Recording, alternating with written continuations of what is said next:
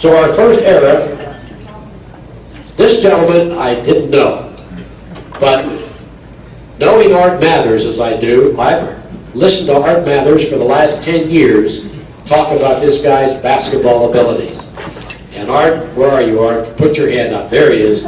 Art said this guy was without a doubt the best two-handed set shot that ever came out of Butler County, aside from Webster. And when Don shot the basketball, it was probably the type of basketball that had strings in the basketball. Right, Art? Yeah. That's for sure.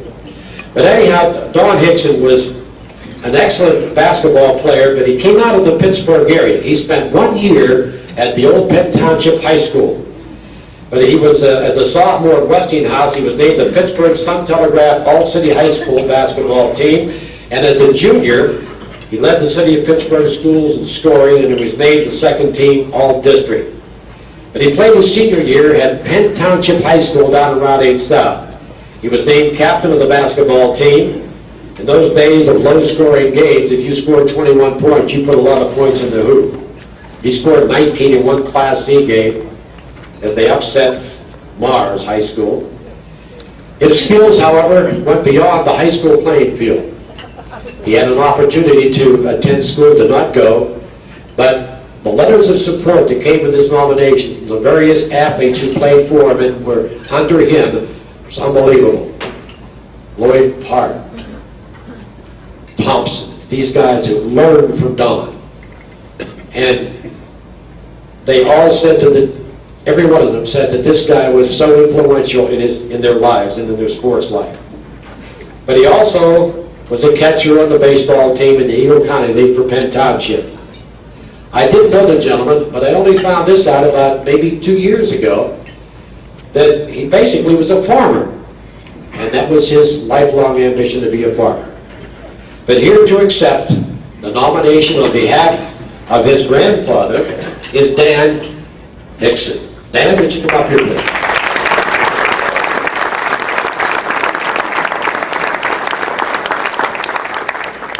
On behalf of the Hixon family, I'd like to thank the Butler Hall of Fame Committee for this very special honor for my grandfather.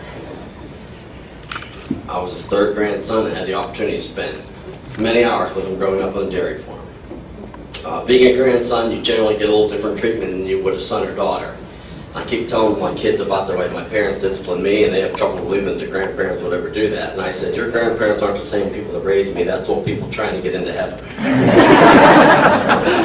I spent many summers and weekends on the farm with Grandpa. He taught me many things, told me many stories about his sports involvement over the year. He grew up in the city of Pittsburgh, and he said he played sports from sun up to sundown, was very competitive in everything he did. He led the city of Pittsburgh in points sports as a junior at Westinghouse. And during his 1935 year of the Depression, his father was a carpenter in Pittsburgh and had no work. And so his Uncle Red had a farm out in Penn Township and said, hey, just come out here, at least your kids will be able to eat. So they moved out to Penn Township, where he set all the records of Penn Township. Became known as a very deadly two-hand set shooter. He always seemed to be smiling and enjoying life, even though he was a very hard-working dairy farmer that worked 7 days a week and raised 1,000 chickens and farmed over 200 acres. He had many stories he told me over the years. One time we were playing at the Hamilton basketball game during a high school game. He held the shorts of the opposing player at a jump shot, at the jump ball, and he jumped out of his shorts. Now, he was thrown out of the game, but he thought it was worth it. He was also a very good baseball player, played catcher and third base, and hit a low-pitch long ball as well as anyone. He was Penn Township 4-year ping pong championship in high school, and in senior year, Margie Klinger was the girl champion, and the principal wanted him to play her in front of the whole school. And back then, men and women really didn't compete. So he didn't really want to do it, but the principal basically said he had to do it. So before the game, he spotted her 19 points and beat her 21-19. And I asked him why in front of the whole school playing a girl would you spot her 19 points. And he said, well, if I beat her, nobody cared. But he said, if I beat her and give her 19, they'll be talking about this 50 years from now. Now, that's 75 years ago, and I may be the last one to talk about it, but it's still being talked about. Grandpa was always teaching the game, whatever it was. He went on to start the basketball youth league that produced 4 district Penn Township champions.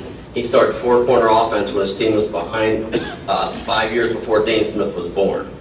He had an egg route in Pittsburgh. We used to sell eggs and chickens and go door to door. And I would come back from my customers while he was standing at the truck and find him to become the steady quarterback of the kids in the street playing.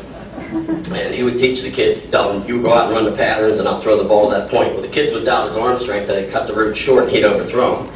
And he'd tell the kids, when I tell you to go to the red truck, go to the red truck. So when the kids realized his arm strength, and they started completing passes and scoring. I still remember one young black man come back to the truck after he threw him a long pass over all his buddies' heads. He looked up at him and said, "Man, you must have been something in your prime."